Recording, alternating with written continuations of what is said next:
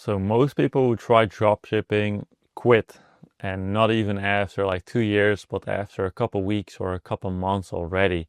And why? It's because they have no idea what they're actually building, right?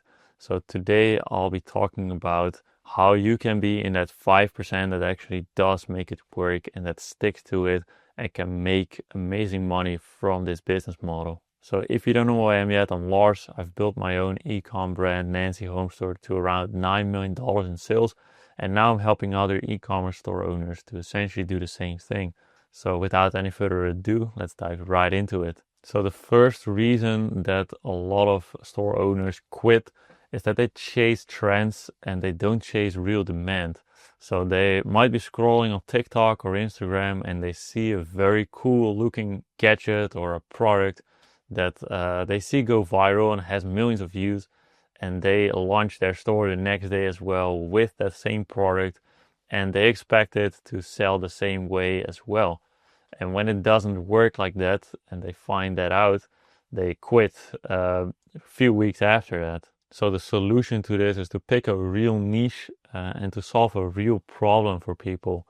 So do a lot of research, which I also discussed in some previous videos you can find on my channel, how to find an actual shop niche that is going to work, that has a good math as well when it comes to your margins, and that you can sustainably and reliably grow over the years.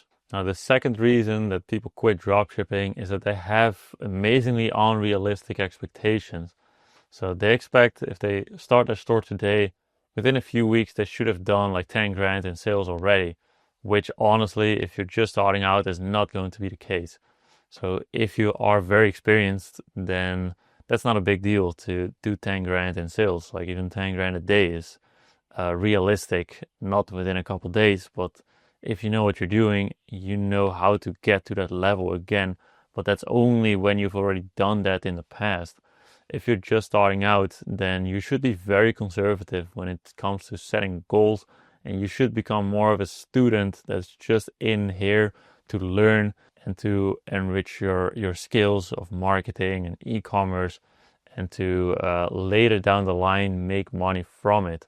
Now you're just investing time and money into this to grow your skill sets so you can later on in a few years from now really start to reap the rewards of it, right? Reason 3 that people quit dropshipping is that their margins just suck and their math just doesn't work. So if you're selling $20 products, $50 products, you're already doomed from the beginning. So be sure to never do that. Only do that if you know that people buy this stuff in bulk or they buy it multiple times and you know that your lifetime value is good. But if you're not even sure about that, drop that product and go with a product that's at least $200 so that you can make some money on those orders. And reason 4 is that a lot of beginners just don't know how to run ads and how to do marketing, which is completely fine and normal because you are just starting out. So you're not going to be as good as somebody who's done it for 10 years.